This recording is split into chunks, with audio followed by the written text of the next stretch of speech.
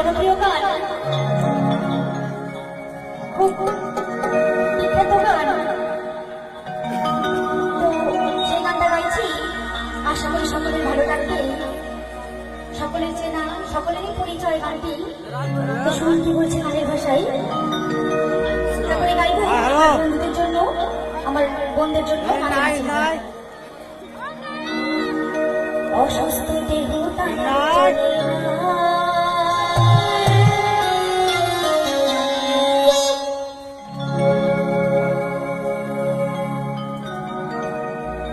hello hello,